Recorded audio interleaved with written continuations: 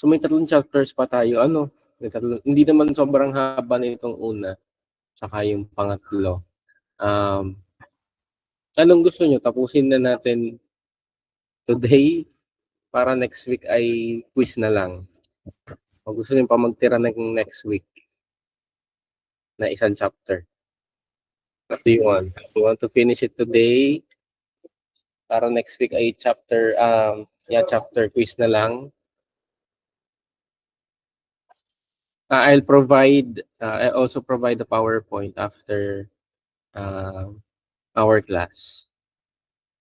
Now, what do you want? We finish it all today?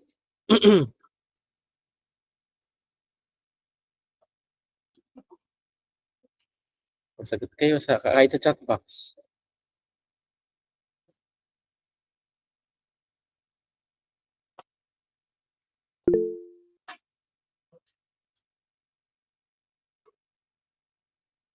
To finish or not to finish? Ito magagawa tayo ng poll. To finish or not to finish.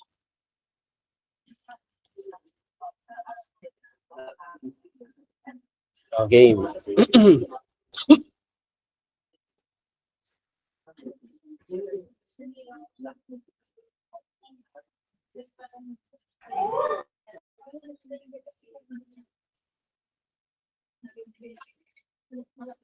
Ay, may poll dito. I-try to answer.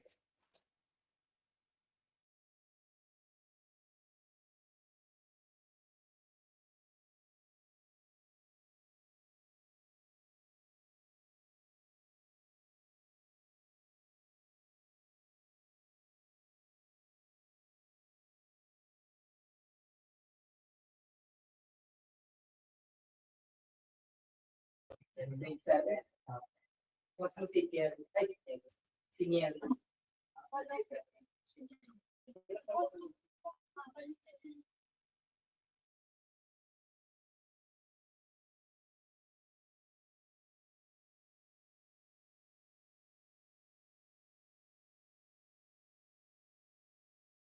Okay, sagot kayo in 1 minute ha. Para makita ko lang.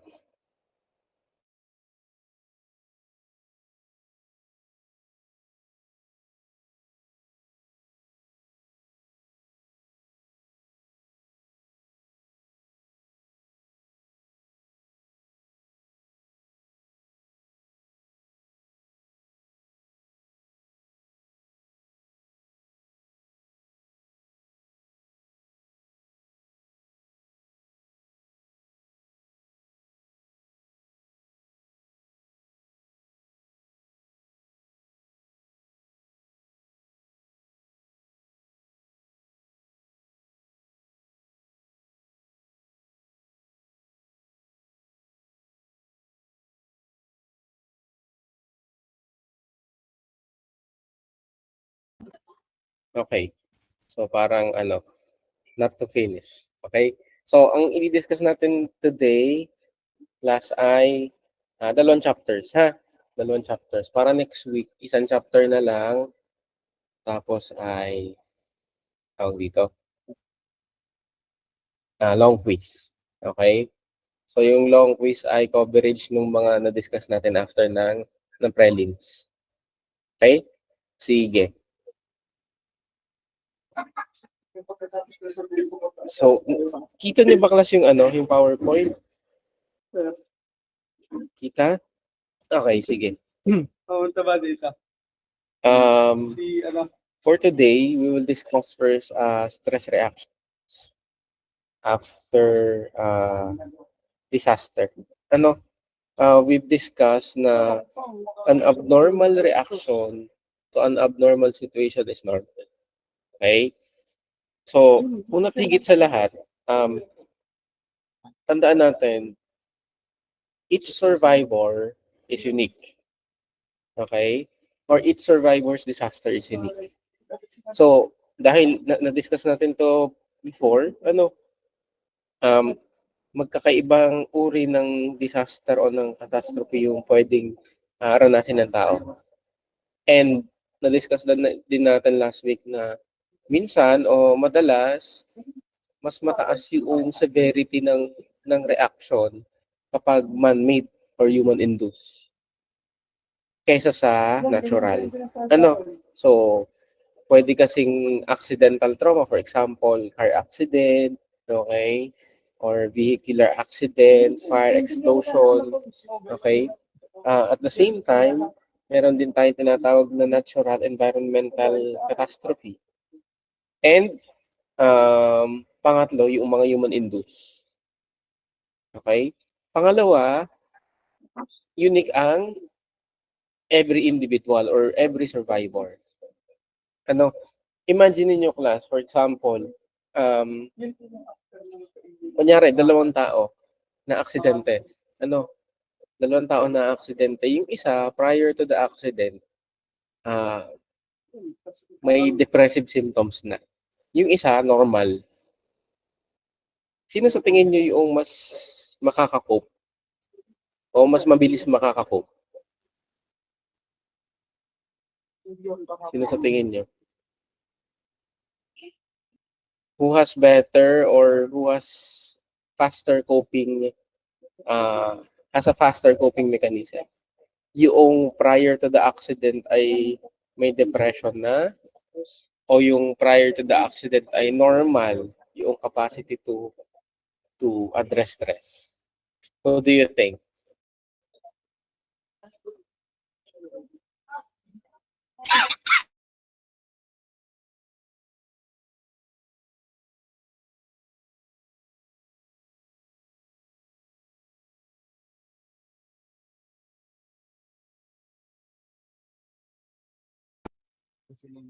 Again, yung question, sino ang mas mabilis sino mas mabilis makaka-cope?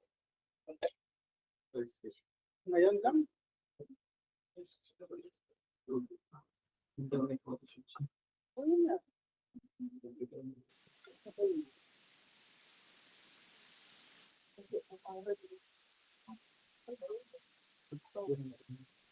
Nandyan ba kayo?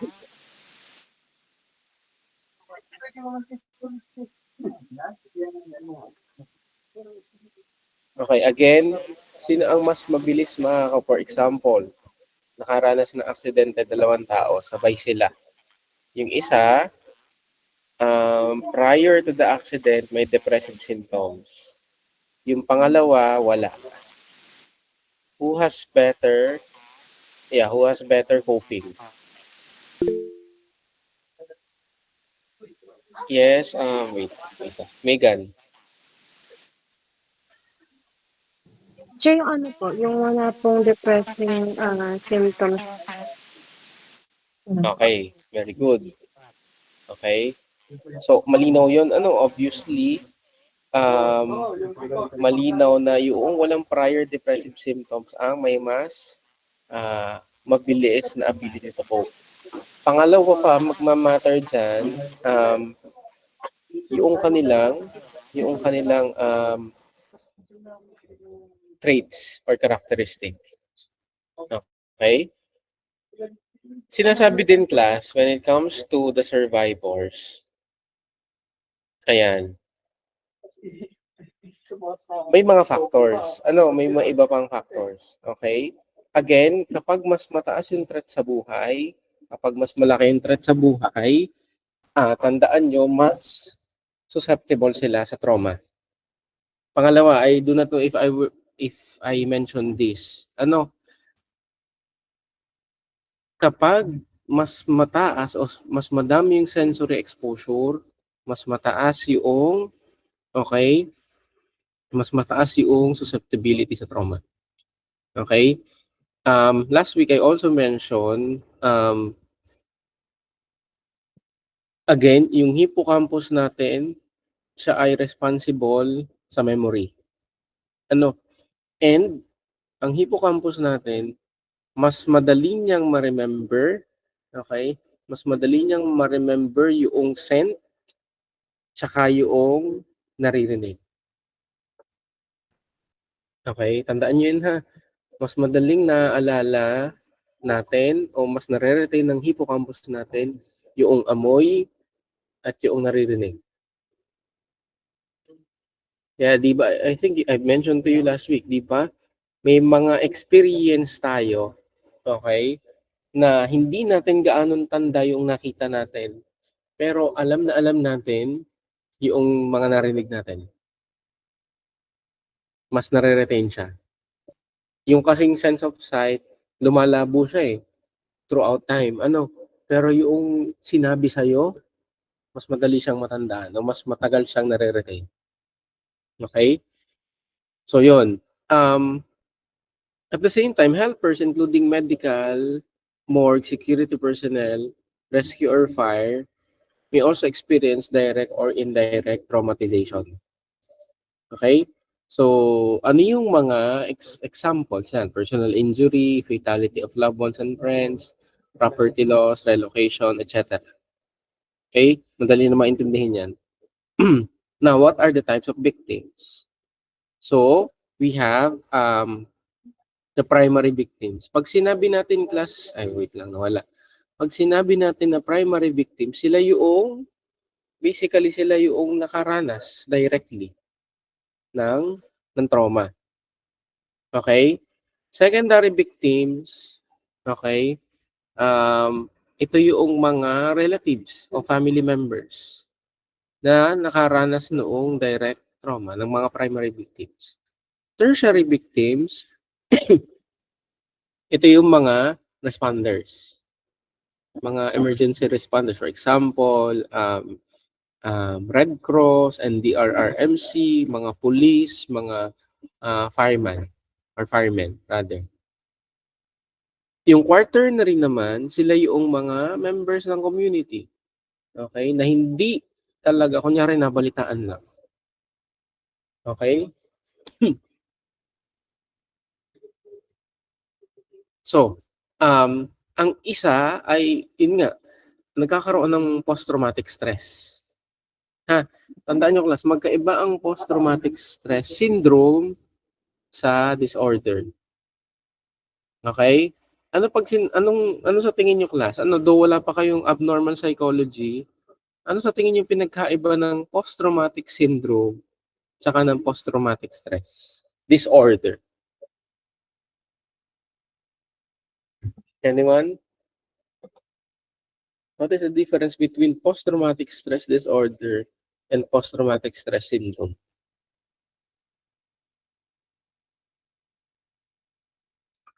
Anyone? Try lang.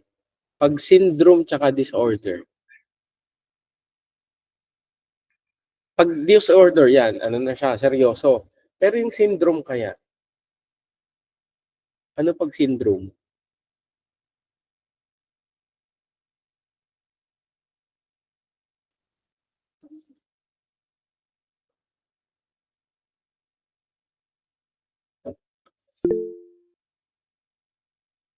Yes, Lindy. Sir, try lang po. Pag po ba sinabi pong post-traumatic syndrome, ito po ay parang kumbaga symptoms lang po. Pag po sinabi natin yung disorder na po ay parang diagnosis na po siya, like kumbaga sakit na po siya mismo. Okay, very good. Sino pang gusto sumagot? Padagdagan niyo pa yung sagot ni Lindy. Tama, tama.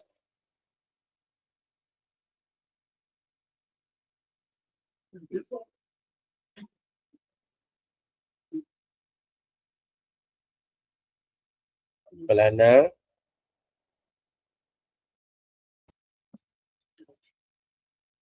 Okay, Zoe. Sir, ang pagkakaalala ko po, pag syndrome ay parang often temporary siya as to Okay. compared with PTSD. Tapos po, ang mga may syndrome, pwedeng mag-lead to PTSD, pero hindi lahat ng may syndrome ay nakaka-develop nito. Para pong ganun. Very good.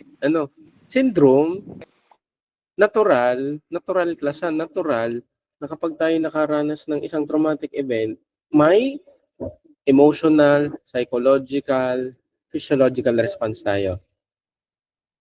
Ang hindi normal, yung walang response. Baka kasi pag may problema na prior to the traumatic event. Ang hindi normal, walang response. medyo questionable siya, medyo alarming siya. Ano? Pag syndrome, yun, normal response natin sa isang traumatic event. Pag disorder na yan, may criteria na. Ano, usually, pag nag-aral kayo, pag PTSD more than 30 days after the event, may ongoing symptoms.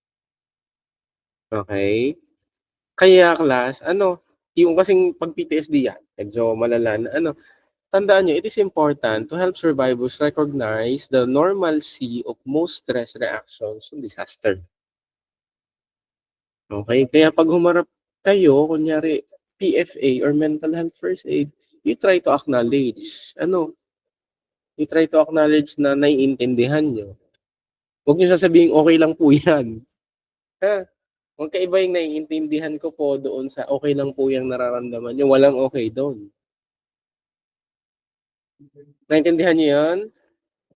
Do you see the difference between those words? So, yon. That is why, again, all those stress may seem extreme, quote-unquote, and cause distress. They generally do not become chronic problems. Kasi may ability tayo to cope. Okay?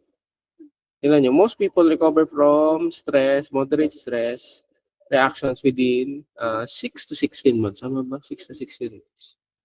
Okay.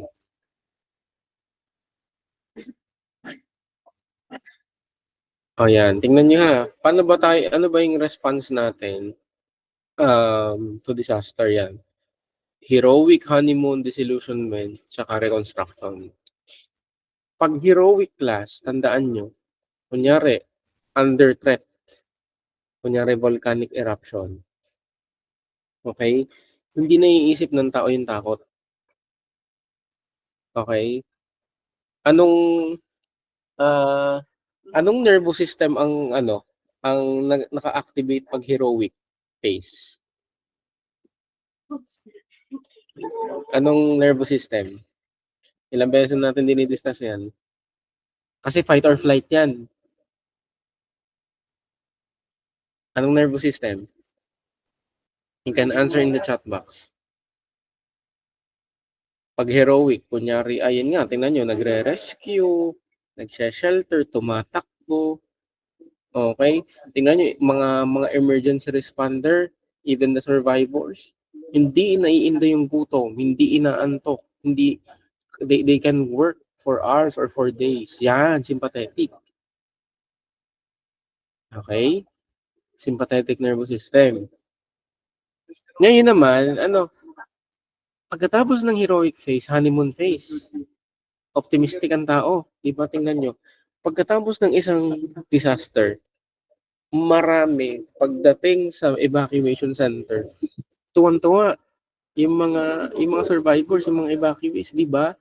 Tandaan nyo noong tawag dito, noong volcanic eruption, di ba dito sa area natin, hindi kasi masyadong nag-ashfall. Ginawang evacuation center, school. At kung matatandaan nyo din noon, nagkakaubusan sa mga grocery.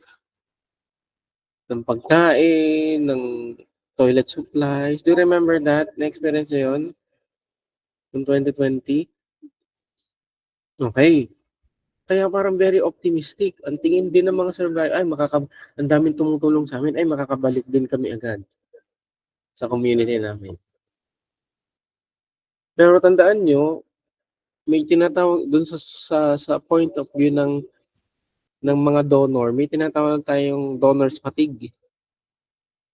Diba? Hindi naman araw-araw, linggo-linggo, pwedeng magbigay ng ayuda.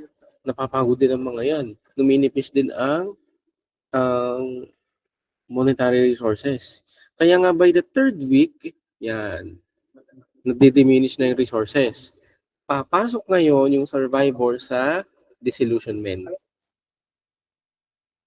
Okay? Ano nangyayari sa disillusionment? Nakikita nyo na, naiinis na, nagagalit na. Kunyari, nung volcanic eruption, kailan ba kami makakabalik? Bakit kami ayaw payagan? Bakit kami ay tinatali dito sa evacuation center? Paano na yung mga bahay namin? Paano na yung mga taniman namin? Diba? Nakikita din nila sa disillusionment, they discover that significant financial benefits are in the form of loans and not grants. Pautangin ng gobyerno. O kaya kung bibigyan ng pera, manipis lang. Kaya 'di ba last week we were discussing ang relief operation yung after ng acute phase ay ang tawag natin ay secondary disaster. Naalala pa 'di ba relief operations are oftenly called the secondary disaster. Okay? So 'yon. So nagkakaroon ng complaints about betrayal, abandonment, walang hustisya, okay, etc. Pero makikita nyo, pagkatapos niyan, may tinatawag tayong restabilization.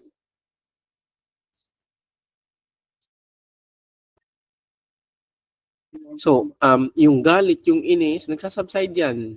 Ano, nagsasubside. Tapos, pupunta sa, sabi dyan, it begins to produce observable changes. Okay? Majority of survivors attribute their increased appreciation of relationship and life and their confidence to manage difficult circumstances. Nagkakaroon na ng, ang mga survivors, nagkakaroon na ng afterthought or after reflection on what happened. Parang after all, pinagdaanan namin to na andito pa rin kami, buhay pa rin kami. Okay? So usually class, ganyan yung phases. Tandaan niyo yun ha, very important yan. Kasi mahalaga, makita natin sa disaster response, nasan bang phase yung tao? Okay? Nasan bang phase yung tao? Para mas maintindihan natin sila. Kung saan sila nanggagaling.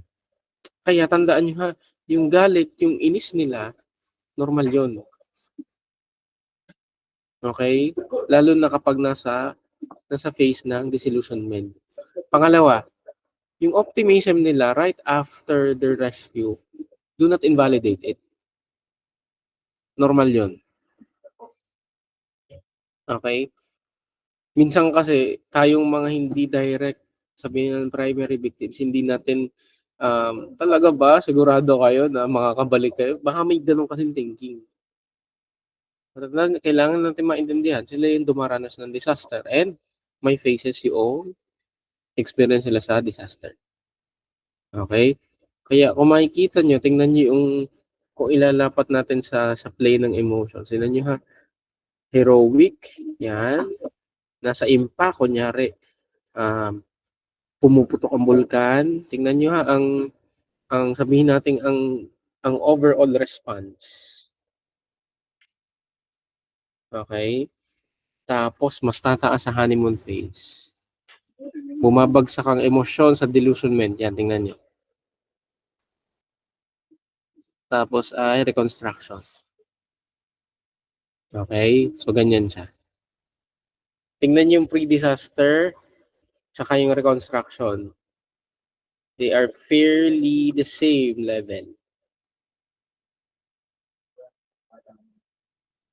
Pinapakita lang nito na normal. Normal ang pinagdadaanan ng tao kapag humaharap sa kalamidad. Okay? Ano pa yung mga extreme na peri-traumatic stress reactions? Tingnan nyo ha. Dissociation.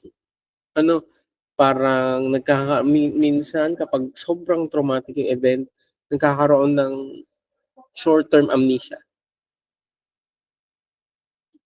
Okay, depersonalization, derealization, nawawala sa sarili. Yung fugue states, narinig niyo na ba yun?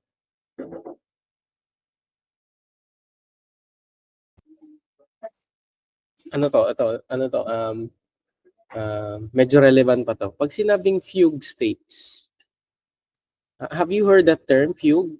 I-search nyo nga. I-search nyo sa Google or sa ChatGPT, what is the meaning of fugue?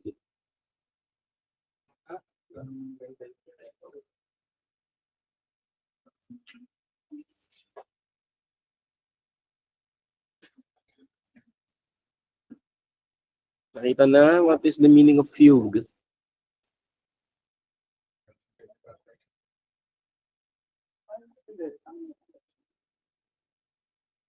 Pwede nyo Okay, Janelle.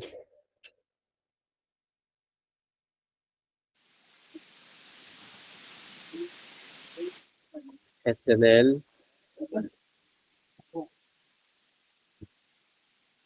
Hindi ka rinig. Parang may problema sa sa audio, Janelle.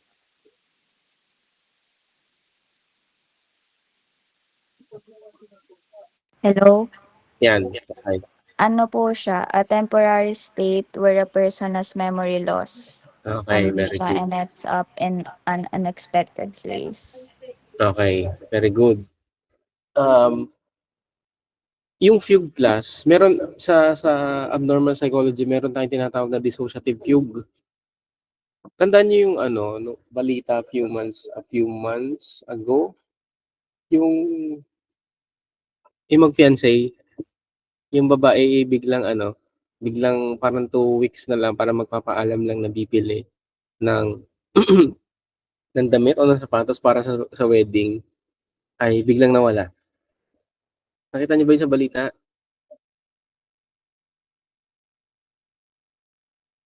Parang January yata yung nangyari. Sa Manila. Have you heard that news or have you seen that news? Okay. Ang nangyari noon parang nawala. Parang nakita yung babae somewhere in Northern Luzon na. In Isabela. May mga tao class kapag sobrang distressing ng experience o ng event na ganyan parang nawawala sa sarili, minsan magigising na lang sila bakit ako nandito sa lugar na to? Dissociative fugue or dissociative amnesia yung tawag. Okay. Only to find out, yung pala nakakalungkot kasi during the development, noong nawawala yung babae, parang ang daming sinasabi ng tao tungkol doon sa lalaki, doon sa babae. Okay? Tawag dito, parang hinusgahan na. Okay? Hinusgahan na. Only to find out na parang medyo, nung nakita ko, parang sabi ko, parang may psychological condition. Only to find out, yun nga, parang before that, hindi pala yun yung unang beses na nangyari sa babae. Kasi kung titingnan nyo, it is a form of escape. Kung titingnan nyo, kung susundan natin yung language ni Freud, yun ay repression. And the tendency of the body, dahil sobrang stress, pwede kasing yung marriage o yung kasal ay stressful event. It could be a stressful event. And ang isang tao, ang defense mechanism, i-repress. And yun nga, minsan, hindi na namamalayan, umaalis. Okay? So, yun. Intrusive re-experiencing, flashbacks, napapanaginipan, napapanaginipan, o kaya suddenly, naiisip bigla ulit. Okay? Avoidance, hyperarousal, yan, mataas ang heartbeat, ang heart rate, anxiety. Ayan, ang iba, nagko-cope negatively. For example, nagamit ng drugs, o kaya alcohol, o kaya smoking. Yung iba, medyo malala, psychotic symptoms. Nagkakaroon ng delusions, hallucinations, etc. Okay? So, yun. Meron din, yung iba, life-threatening danger, extreme violence, or sudden death of others. Diyan nanggagaling yon, yung peritraumatic stress, extreme loss, intense emotional demands, okay, psychiatric or marital family problems, and prior significant loss. Okay. So, pag medyo malala na, class, ang isa ay acute stress disorder. Pag sinabi nating acute stress disorder, within 1 month siya. Okay? Within 1 month. Usually, class, pag acute stress disorder, usually lumilipas. Basahin nyo na lang. Pero, pag lumampas ng 30 days, yung symptoms ng acute stress disorder, ang tawag na natin ay, ano kaya?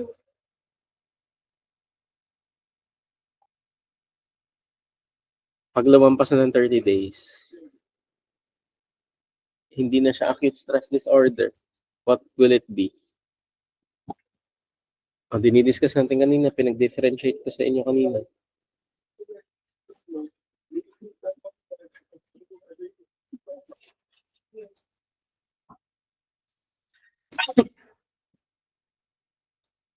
Aliana.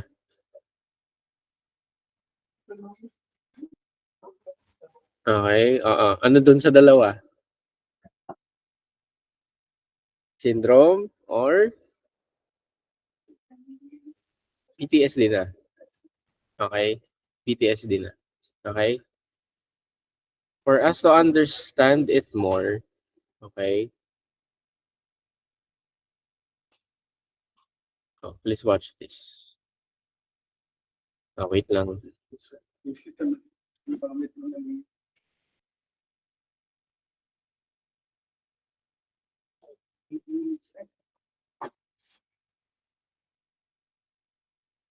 PTSD happens when some memory of a past traumatic event, like war or sexual assault, causes recurrent mental and physical distress. Kita niyo yung video.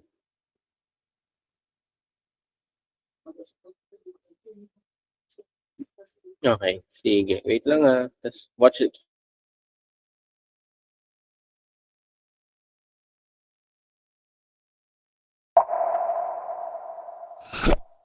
Post-traumatic stress disorder, also called PTSD, happens when some memory of a past traumatic event, like war or sexual assault, causes recurrent mental and physical distress. Now, the Diagnostic and Statistical Manual for Mental Disorders, the 5th edition, or the DSM-5, categorizes PTSD as a trauma and stressor-related disorder. That happens when symptoms of an acute stress response persist for over a month. The main symptoms are psychological ones. For example, someone might re-experience their trauma through nightmares, flashbacks, and intrusive thoughts. But these can lead to behavioral changes as well. Somebody might start to avoid environments and situations that remind them of their trauma and feel a sense of hypervigilance, where they're constantly on guard, or hyperarousal, where they have this exaggerated startle response to the smallest of triggers. Not surprisingly, all these thoughts and behaviors can lead to trouble sleeping and general irritability, which can lead to angry outbursts. Interestingly, this pattern is different for young children, who are less likely to show distress, but instead they might use play to express their memories, sometimes acting out scenes that trouble them. Whether or not someone develops PTSD in response to trauma is determined by a number of different factors. For example, it's clear that interpersonal trauma, like rape or violent muggings, are more likely to result in PTSD than accidents or environmental disasters.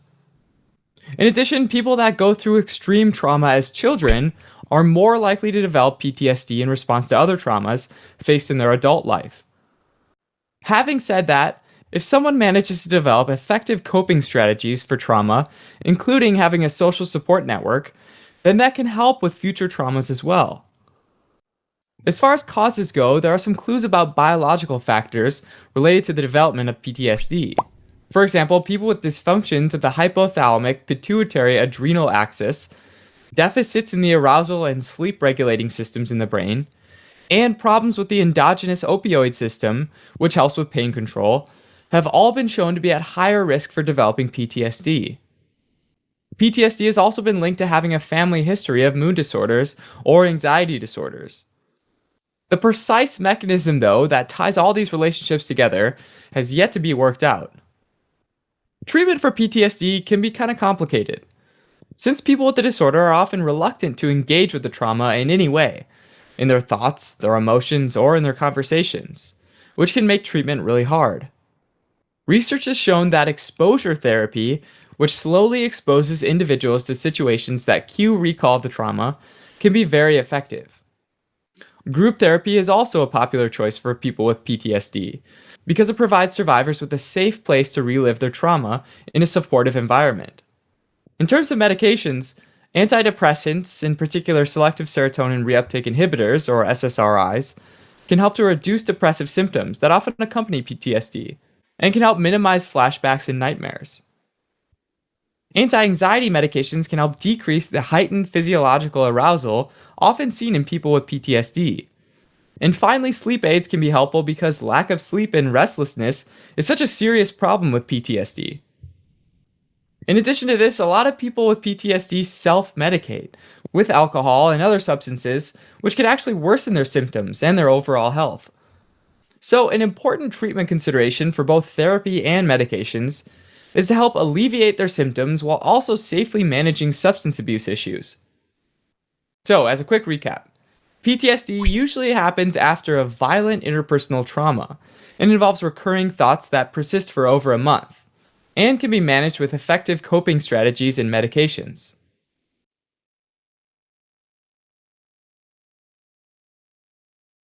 Thanks for watching. Okay. So, kung makikita nyo class, ano yung pwede pang disorders na mag-lead after ng PTSD? Yung sa sinabi sa video. Saan pa siya pwede mag-lead?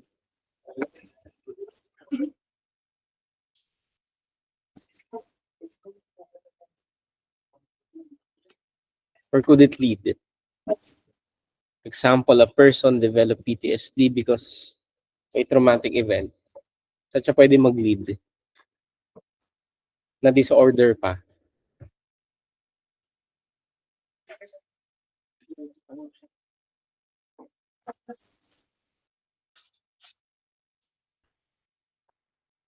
Na pwedeng, sa una, pwedeng in a sense, apparently coping ng isang tao na may PTSD.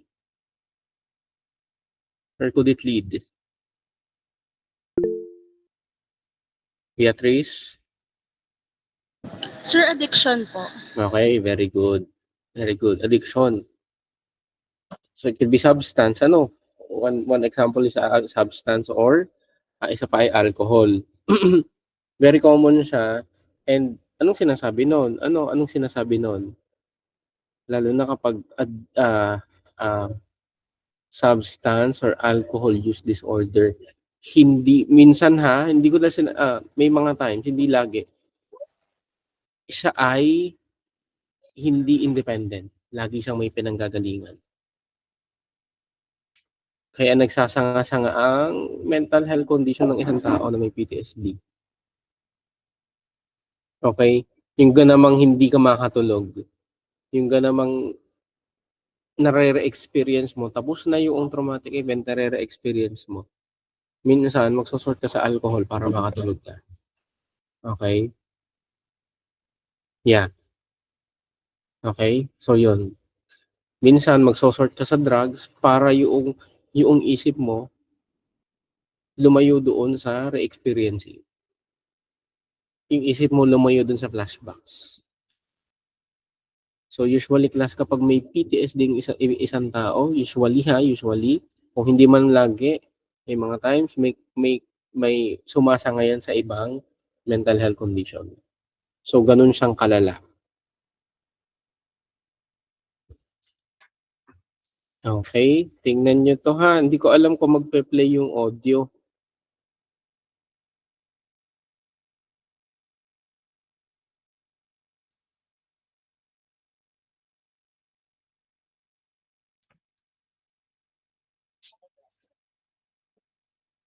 Pe-play kayo ang audio nito.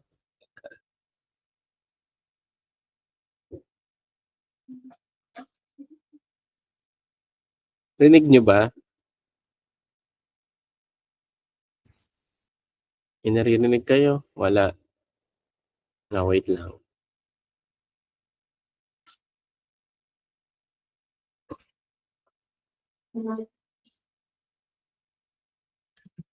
Yan. Wala pa din. Wait lang ha. Paano nga ba yan?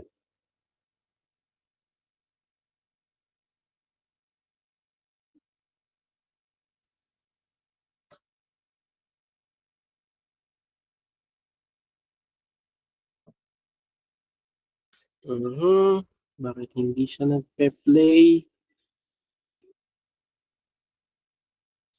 Anyway, sige. Next week ko na lang ipapakita sa inyo. Ano? Katulad nito, may isa pa kasi. Ito.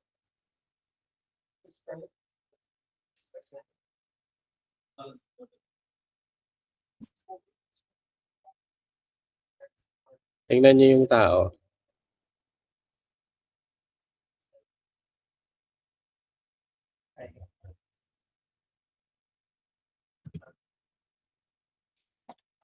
Anong position niyan? Bakit siya nakaganan? Ano sa tingin niyo yung nangyayari?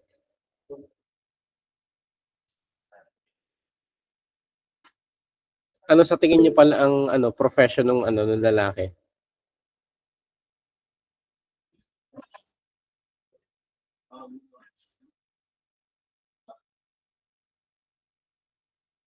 Okay. Tingnan niyo ha.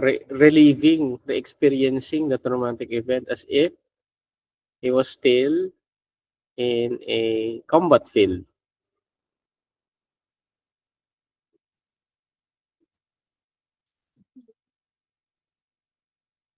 Okay. Anyway, papakita ko sa inyo next week. So, yun. Any question?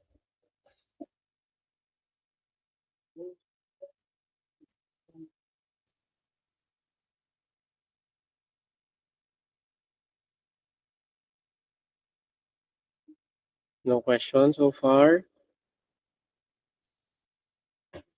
You can have your lunch ha while we are discussing. Okay, teka. Ano nga ba itong sunod? Okay. 8 muna tayo, chapter 8. Yung 7 kasi kailangan ng face-to-face na parang demonstration. Okay. So, itong 8, parang related din sa 6.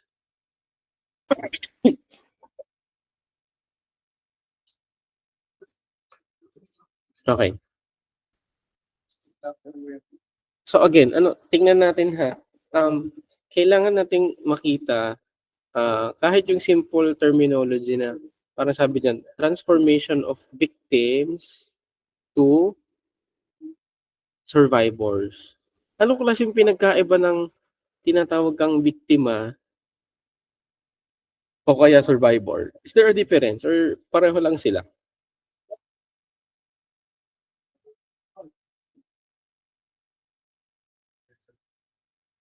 When we call a person a victim or a survivor, is there a difference? Yes or no? Yes, Jessa. Ang alam ko po nasa chapter 1 yan. Tas ang victim po, sila po yung kalimitan na causality ng isang disaster. While the survivor, sila po yung resilient enough para po ma-survive yung isang disaster. Okay, very good. Kung titingnan din natin, thank you, Jessa. Kung titingnan natin, ano yung mas appropriate o mas better term when calling these persons? Are they survivors or mas magandang tawagin na are they victims? Anong better?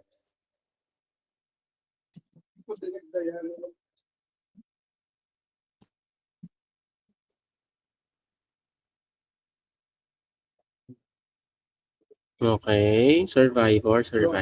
Okay. Now, extreme life experience or catastrophe in the aftermath of disasters, okay, cause severe disruptions in the physical, psychological, social, ecological, etc. of everyone's life. Okay? This pushes them on extraordinary demands of the situation, exceeding personal and social resources. Okay? Tandaan natin din, class, na ayan, kanina meron tayong types of victims, di ba? Meron din dito, direct, hidden, tsaka indirect. Try nyo lang ipag-differentiate. Hindi ko naman siya itatanong kunyari sa midterm na magkahalo. Okay? Pag direct, katulad din doon ng primary victims. Okay?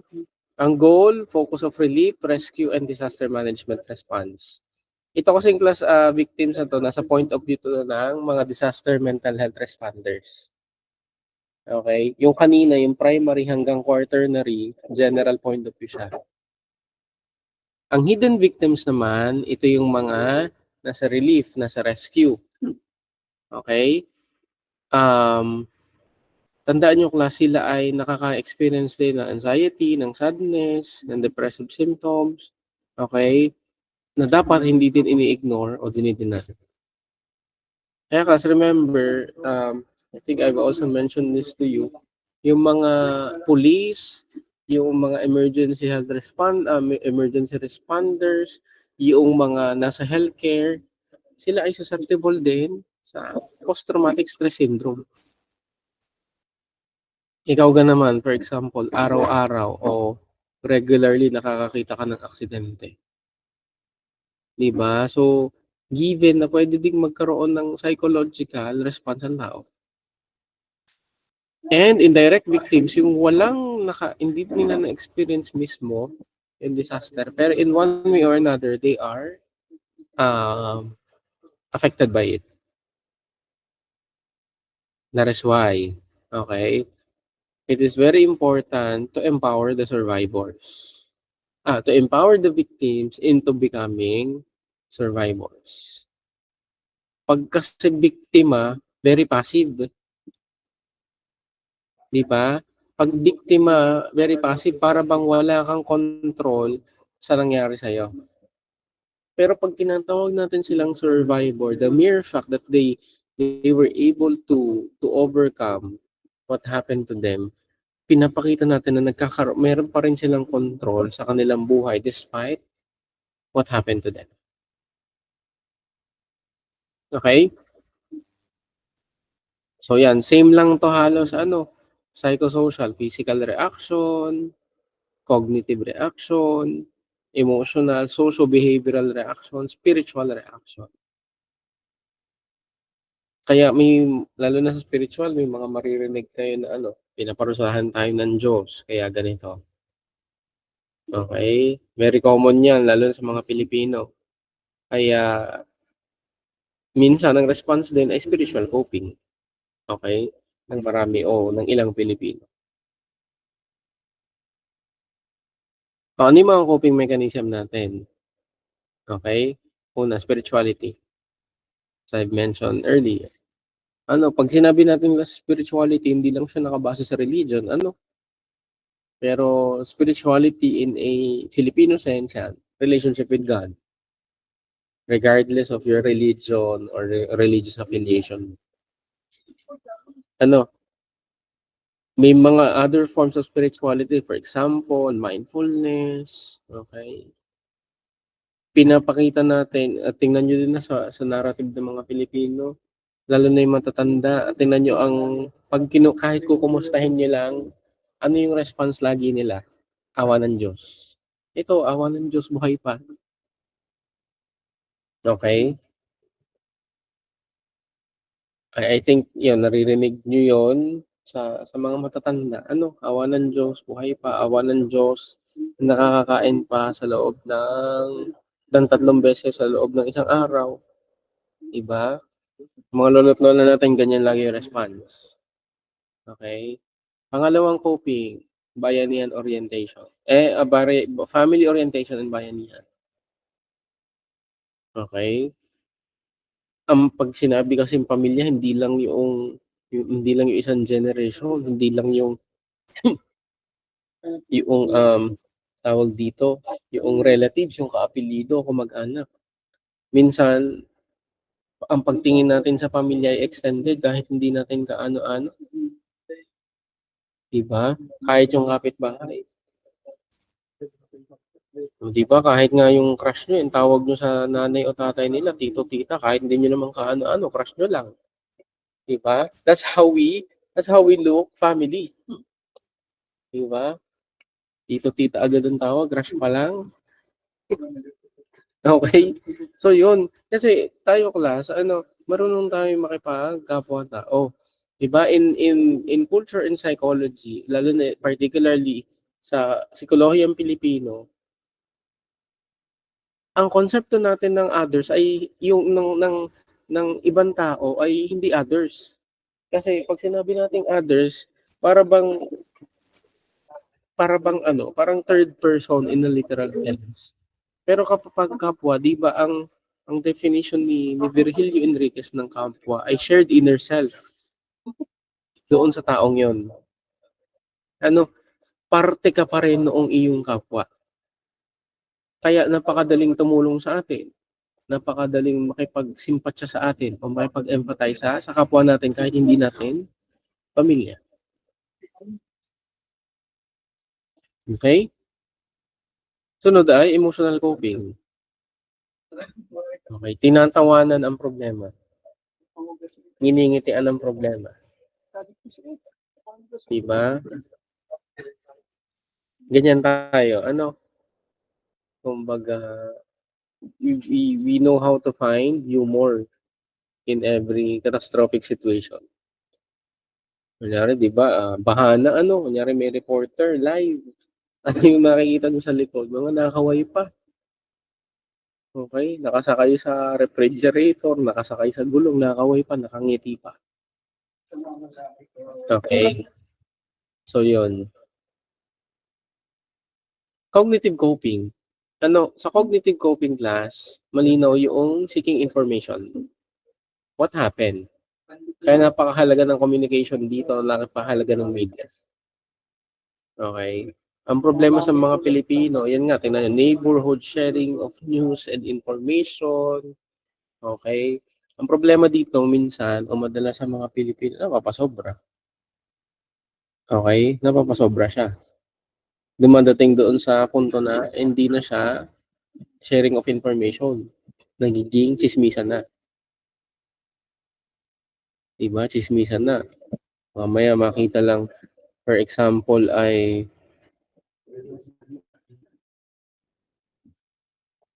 paano ba? Kunyari lang. Kunyari si Megan tsaka si Mia magkasama. Hala, mag-shota yata itong dalawang to. Nakita lang magkasama sa jeep. Diba? Yun ang problema minsan sa mga Pilipino. Sobra naman. O kaya, bakit malaki yung tiyan no? Buntis siguro. Malaki lang talaga yung tiyan. O, diba? Minsan yun ang naging problem. Kapag nasa extremity. Okay? Ang problema din ngayon, ang challenge sa cognitive coping, lalo na when seeking information, lalo na sa social media, yung false information. Diba? Yung fake news, misinformation or disinformation. Lalo na ngayon sa political arena, kaya ayoko na minsan nag-o-open ng fake, lalo na yung Facebook. Ang daming fake news sa Facebook. Okay? So yun, minsan yun nga, nagiging problema na natin. Yung sa cognitive coping. Coping na in a negative sense na. Sunod ay rest and recreational activities. Napakahalaga niyan. Sa mga Pilipino. Example, yung pag day off ng, kunyari nanay tatay, nag-agala. Okay? Napakahalagang part niya ng coping. Okay. May sinama ko wala sa module, the grieving process. Okay? So, I will not really, lahat tayo klasa, ito ha. Una, I will not really go into detail sa grieving process. Medyo mabigat to. Pero hina-hina, I will just try to discuss it in a more objective sense. Say, I know all of us have experienced grieving, pagluluksa. Stages, I think you've heard of this. May ilan, ipepresent ang grieving process, 5 yung stage, may ilan 7. Okay? Pero i-discuss natin yung 5. Una, nagsisimula siya sa denial. Okay? Bakit? Mahirap tanggapin na nawala na, for example, ang isang bagay o ang isang tao sa atin. Para makapag-cope tayo, we will try to deny that. Okay?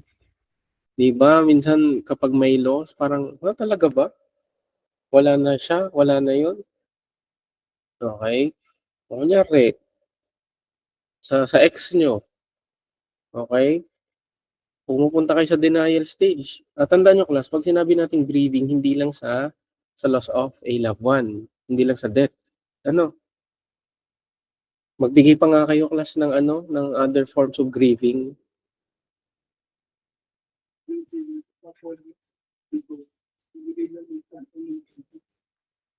Magbigay kayo example ng grieving. Other than yun, loss of a loved one. Ano pa yung mga loss na pwedeng okay, pag nabagsak. Wala, 34/60 yung score ko sa disaster mental health. Talaga ba? Hindi naman siguro, baka naman ba naginip lang to. Okay? Relationship. Friendship. Ano pa?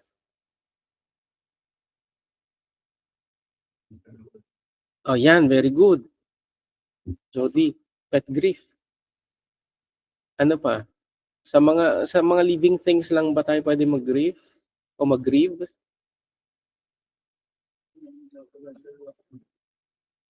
Saan pa kaya? Saan pa?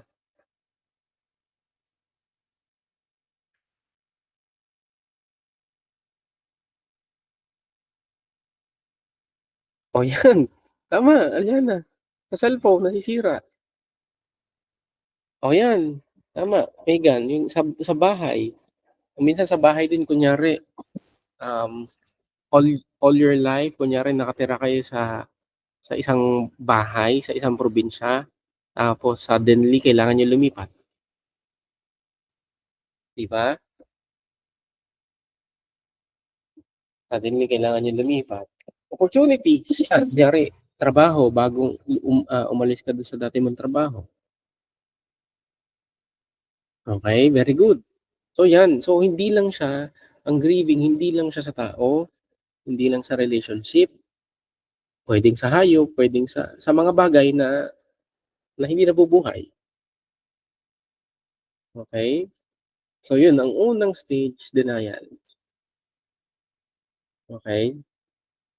And you cannot comprehend, or hindi mo comprehend, your mind doesn't want to process the reality of something or someone is gone already. Okay? So, ang coping natin to deny it. Hindi yan totoo. Kausap ko lang siya kahapon. Kausap ko lang siya kanina. Hindi, imposible yan. Diba? Ayan, nabigyan niya na. Dealing with a breakup, death of a loved one, losing your job. Okay, remember class, denial is a natural reaction because it helps us process the loss in your own time. Mahirap class na tanggapin agad. Normal na mahirap tanggapin agad yung loss. Kaya yung denial, in a sense, it buys us some time to process it. Okay? Kaya pag denial, walang galit, walang lungkot. Manhid ka pa. Okay? Pero remember, denial is a temporary response. Dadating yung punto na sabi dito, denial is not only an attempt to pretend that the loss does not exist. We are also trying to observe and understand what is happening. Kasi dadating ang punto after ng denial, anger. Galit. Normal din siya. Tandaan niyo ha, lahat ng dinadaanan ng tao sa grieving process ay normal. Okay? Ang denial, manhid, walang pinapakitang emosyon. Ang anger, galit. Okay? It may feel more socially acceptable than admitting we are scared. Pinakamadali class, pinaka-safe, quote-unquote, na ipakitang emosyon ay galit. Okay? Meron akong pasyente, meron siyang kapatid, may depression. Okay? Nag-seek na din siya ng therapy kasi na-apektuhan na siya ng depression ng kapatid niya. Ang lagi niyang presentation sa akin, naiinis ako sa kapatid ko, nagagalit ako sa kapatid ko kasi ganyan siya. Ganun lagi yung narrative. Pero, kung tutuusin, sa likod nung galit na yun ay concern. Kasi lagi siya may sinasabi, paano na kaya siya 'pag umalis ako dito? 'Di ba? Tingnan niyo ha, tatanungin ano mas madaling aminin? Mas madaling ipakita, galit kayo o nalulungkot? Ano mas madaling ipakita, galit o lungkot? Kunyari doon sa tao.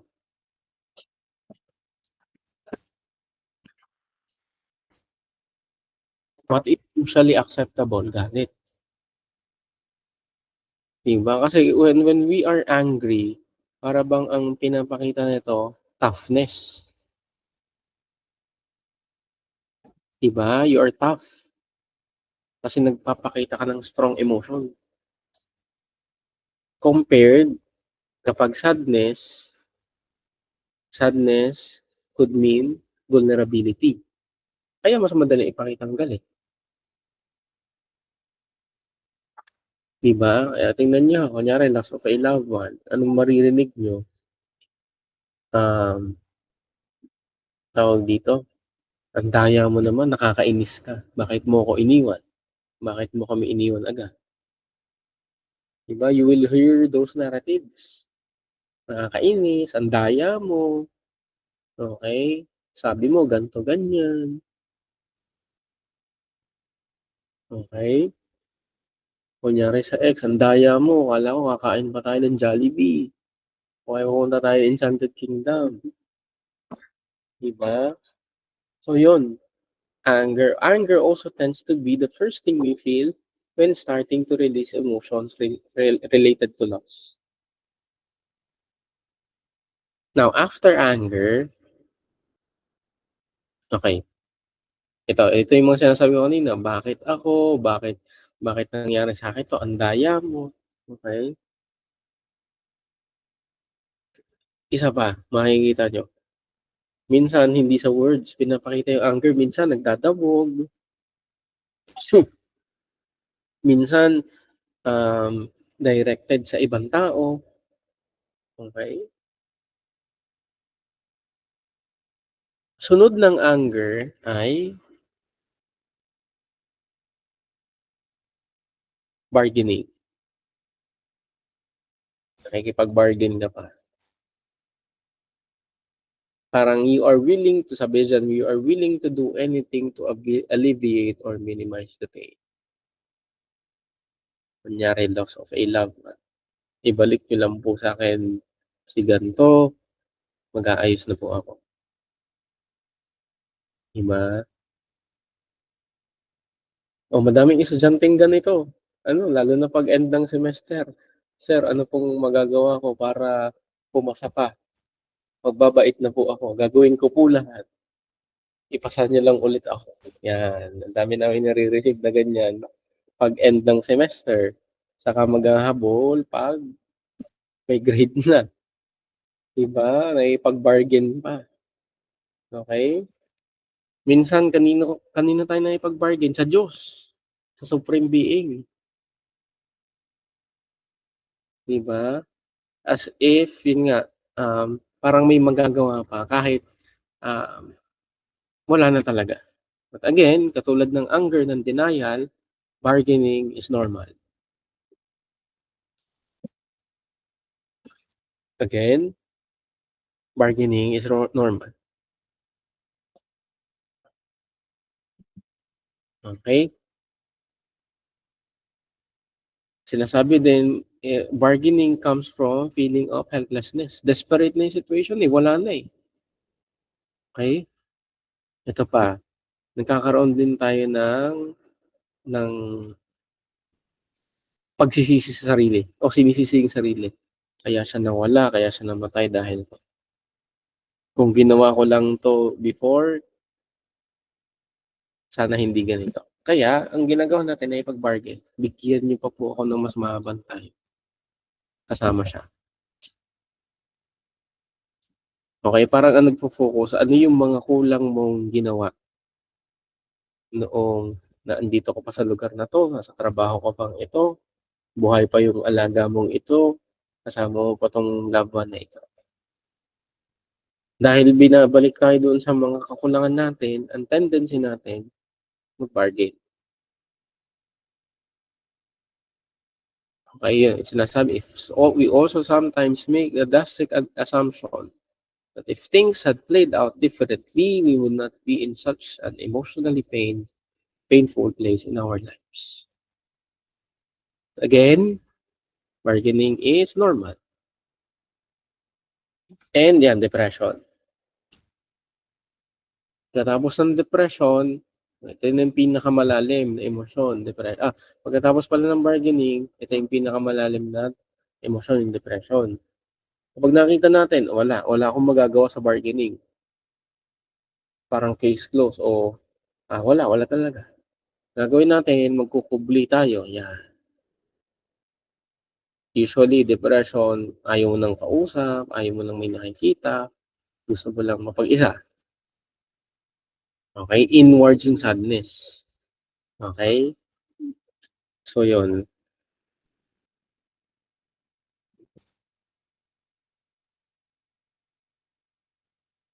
Sunod ng depression, acceptance.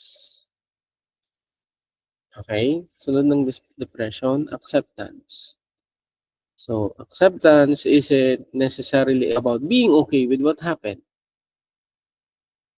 Pero ang pinapakita ng acceptance ay pagtanggap. Hindi kailangan maging okay totally when you are accepting a loss. Minsan ay sapat na yung pagtanggap o sapat na yung pagtigil na sa pag-resist na nawala na yung isang tao. Nawala na yung alaga mong aso o pusa. It's more about acknowledging the loss, learning to live with them, to adjust your life accordingly. Eh, pag sa acceptance, yan, nag-open up ka na uli from depression. Okay, mas nagiging open ka na, mas naikikwento mo na yung nangyayari sa iyo. Okay? So, yun. May question ako sa inyo. Sir, sa inyo pala, bakit ba sa akin? Ano pong, kunyari, how can we support a person kung nasa depression stage siya?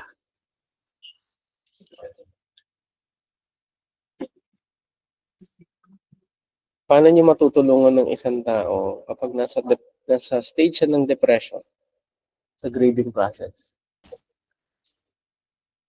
Anyone?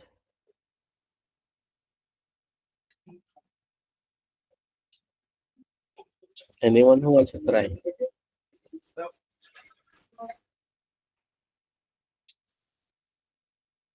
What are the possible means of helping a person in the depression stage?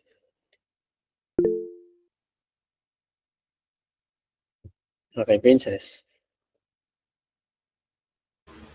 Sir, ano po, yung makinig po ng maayos sa kanila and wag pong i-invalidate yung feelings nila na malungkot sila or hindi sila okay dahil nag-grieve po sila. Okay, very good.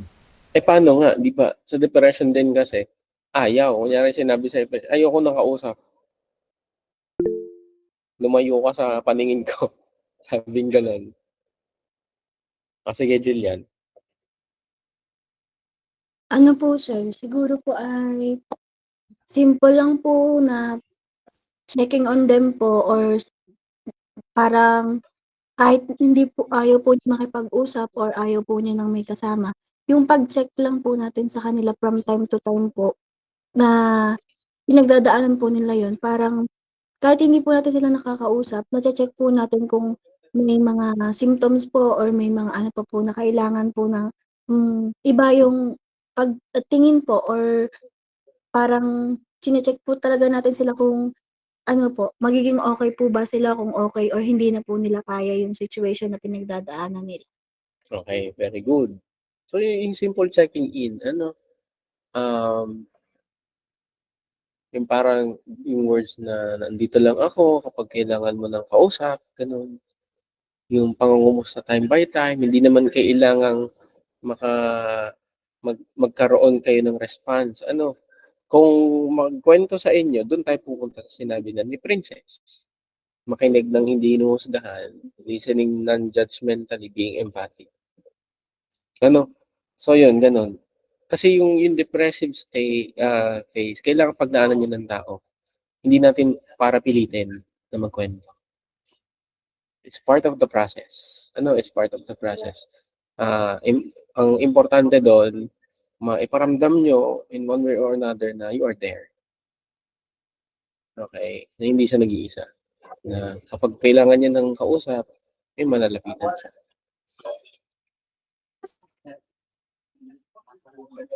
Okay, very good, Jerome. Good question. Okay. Possible ba na depressive state agad o stage agad? Ano sa tingin nyo? Sige nga, bago ko sagutin. Ano sa tingin nyo, class? Maganda yung tanong ni Jerome. Yes, Jillian. Yung sa tanong po ni Jerome na possible po ba na depression stage po agad? Kung susumahin po, if hindi po talaga or bigla na lang po yung symptoms or siyempre po ang isang tao hindi naman po siya agad aamin na may mga symptoms po siya na gano'n. So, baka bigla na lang po siyang sumabog po yung symptoms or parang yung one situation po ay mag-breakdown po siya. Puwede po natin siyang masabi na depression stage po agad. Kahit po siguro hindi po nakikita or hindi po pinapakita nung tao dahil denial po siya. Napapansin po ng ibang tao na yung mga pinapakita po niya nasa depressive stage na po. Okay, very good. Okay. Yung sagot ng iba, very good, Jillian. Anong sagot ng iba? Possible ba? Parang sinasabi ni Jillian, para sa kanya, possible. Okay? Sa iba? Princess? Para po sa akin, possible po siya kapag po biglaan yung loss or kapag po super lapit po ng tao tapos bigla na lang nawala sa kanya. Kasi Okay. po, instead of anger yung lumabas sa kanya is mapupunta po agad siya sa sadness. Okay, very good. Okay, Princess, possible din. Additional, Jillian. Sir, rin po, possible rin po na hindi po rin agad. Para po ba siyang slow burn effect po? Yung kumbaga in the middle of pinagdadaanan mo po yun, nandoon ka na po sa situation na yun, pero hindi mo po siya parang ina-acknowledge mo po siya na depressive stage na po yun. Pero hindi mo po siya pinapansin. So, possible din po na slow burn effect po yung maging possible ng depressive stage po ng isang tao. Okay, very good. Okay, Jerome. Sige, sagutin mo ang iyong tanong. Sir, kasi yung tita ko po, nung namatay po yung lolo ko, yung mga tita ko po kasi parang nasa acceptance stage na po kasi agad sila kasi parang iniintay na lang po nila na mawala po yung lolo ko. Tapos para pong nung ililibing na, doon pa lang po lumabas yung depression stage po. Parang nauna po yung acceptance bago po yung depression stage kasi po bigla po sila nag-breakdown noong ililibing na po ang lolo ko po. Okay, very good. So, dun sa iba, anong sagot ng iba? Kahit ano lang sa chat box. Thumbs up or thumbs down. Possible ba o hindi? O kahit reaction, thumbs up, thumbs down.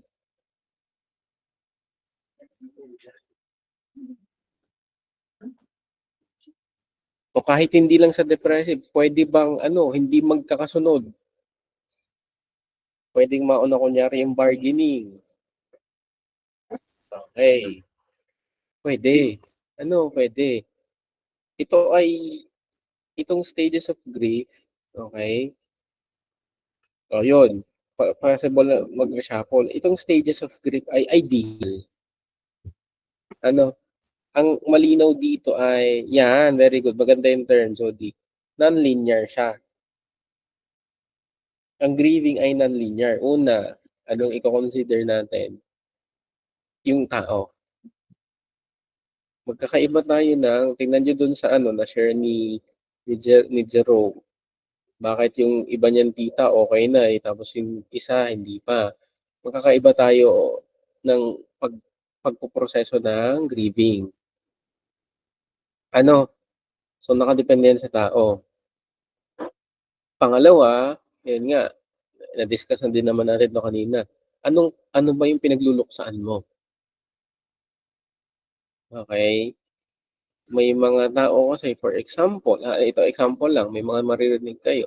Kunyari, may loved one. Yung cause of death ay ang tagal na sa ospital.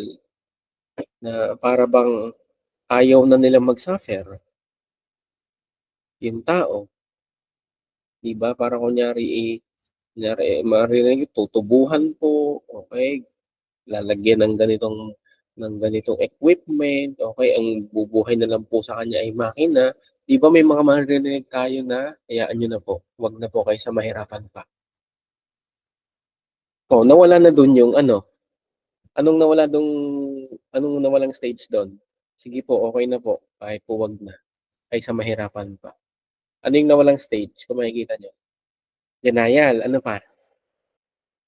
Anger, ano pa? Ano pa? May isa pa. Denial, anger, ano pang nawala dong stage? Depression, hindi pa. Pwede kasi after Bargaining. pa. Bargaining, very good. Hindi pa, hindi ka na lumalaban.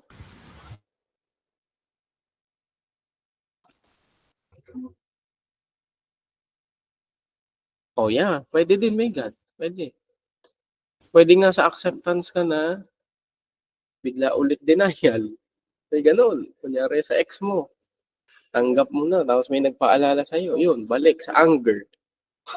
O kaya, yun nga, acceptance na, tapos ay may naalala kang ginawa nung ex mo, galit ka na naman. Diba? Depende, again, depende siya, ano ba yung grief. Pangalawa, doon sa tao.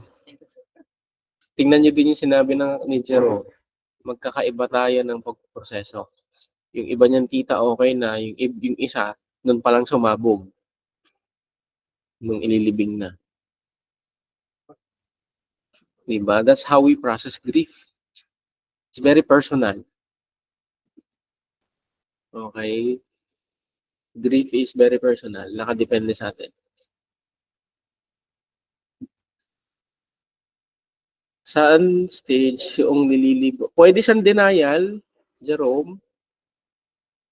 Pwede siyang denial kapag kunyari nililibang mo yung sarili mo para makaiwas sa lungkot. Pwede siyang denial. Kasi yun nga pag nililibang mo, kumbaga dinedesensitize mo yung emosyon, yung lungkot para hindi mo maramdaman. Yung iba, tingnan nyo yung iba anong ginagawa? Nagpapaka-busy. Ginagawang masyadong preoccupied. Okay? So, yun. Ganun siya. Again, kung nasa namang stage, lahat ito ay normal. And pwede siyang mag-record. Totoo yun. Pwede mag-record. Kunyari, kahit nasa acceptance ka na, pwede siyang mag-record. Mga estudyante naman, laging ang narrative, pagkatapos magsagot ng exam, sir, nasa acceptance stage na kami. Napagsakpo kami. Okay? Wala nang resistance, wala nang anger, wala nang bargaining, tanggap na. Okay? May mga ganung estudyante. Pero again, this is personal. Very personal yung experience ng grieving. Okay? Question?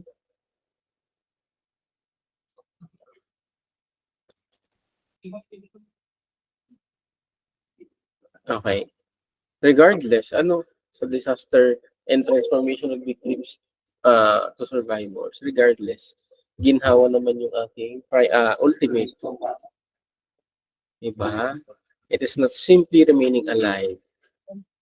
Okay? It is to sustain the well-being of the individual. Okay? And kaya natin sila ginagawang survivor para maibigay empowerment para ma-realize nila na may control pa rin ako sa buhay ko despite kung ano yung nangyari.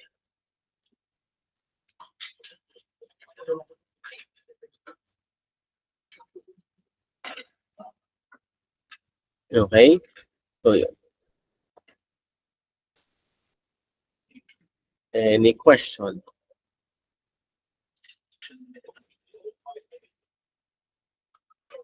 May natutunan ba kayo today?